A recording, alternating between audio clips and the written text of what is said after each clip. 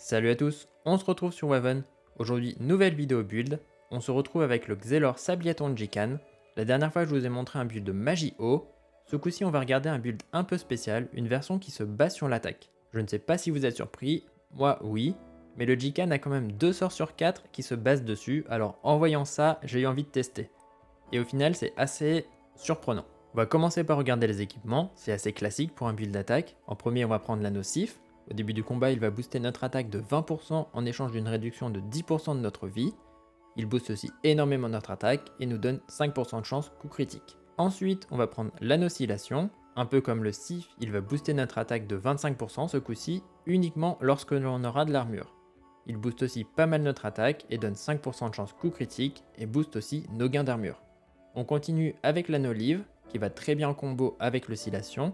A chaque fois qu'on va jouer un sort, on va gagner de l'armure en fonction de l'attaque de notre héros, 3 fois par tour maximum.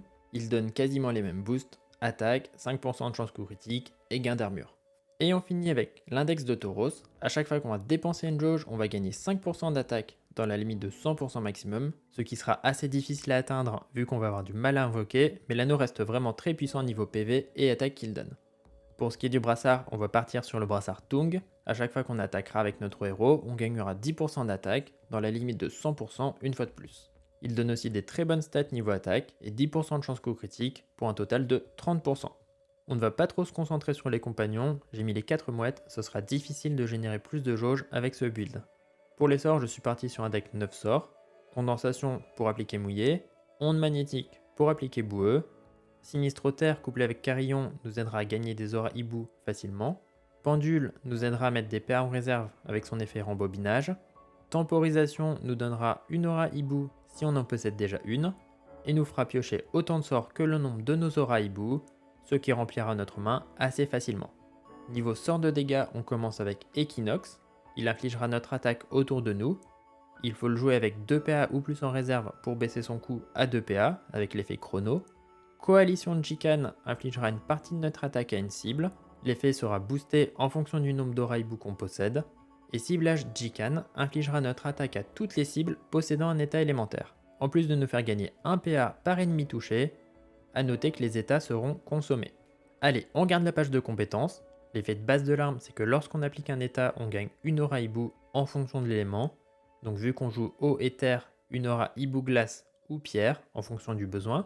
En premier passif, on prendra application de Jikan. Si on attaque une cible qui a un état élémentaire, on le propage aux ennemis autour de nous. Et donc on gagne une aura hibou à chaque fois. Et ce, même si la cible a déjà un état élémentaire. Attention, pas de gain d'aura si la cible a l'état astral. Et en second passif, on prendra Magie de Jikan. Grâce à ça, on fera des très gros dommages avec nos sorts qui se basent sur l'attaque.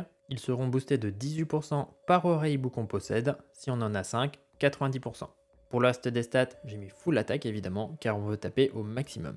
Allez, assez de blabla, on regarde ce que ça donne en combat. Pour une fois, on va faire ça contre un boss, on va regarder ce que ça donne contre le boss Crackler.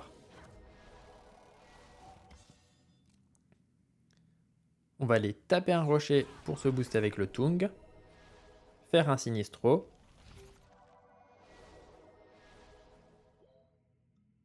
et après, Pendule pour réduire son coût à 1 PA et commencer à mettre en réserve. On n'a pas besoin de faire Carillon direct car le Sinistro est safe.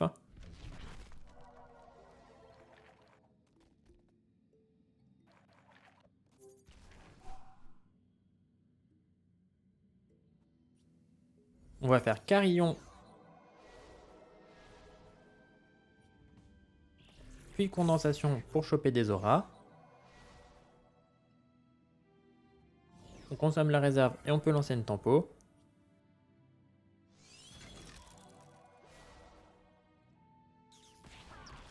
On continue à détruire les rochers pour éviter la TP du boss.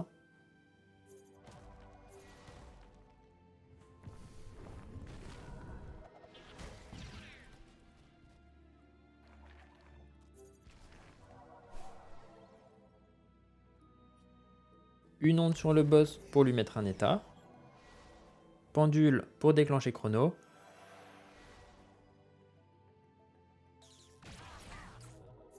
Et on va commencer à mettre les premiers dégâts avec Equinox.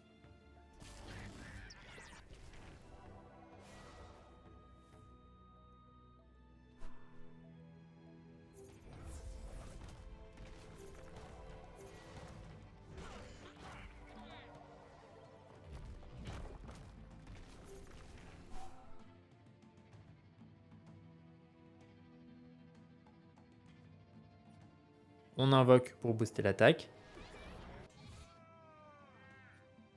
On va tenter un petit ciblage. Les dégâts sont plutôt ok.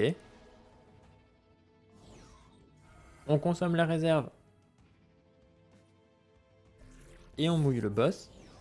On peut reconsommer et faire pendule.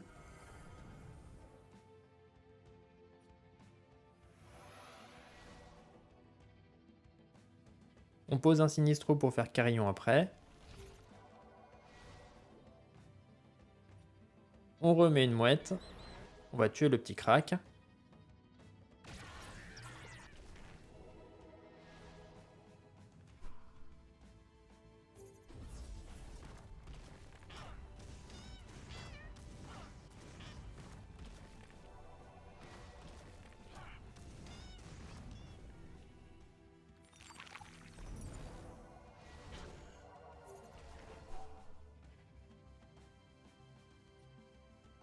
Carillon pour être au max aura.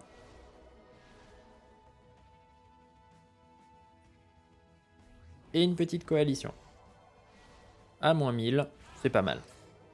J'aurais pu attaquer avant, j'ai oublié. Pendule pour finir les PA.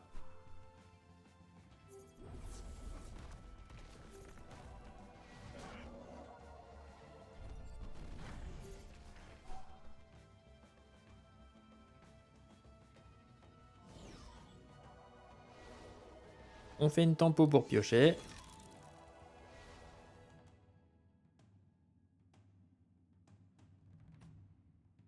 Un petit équinoxe. On invoque.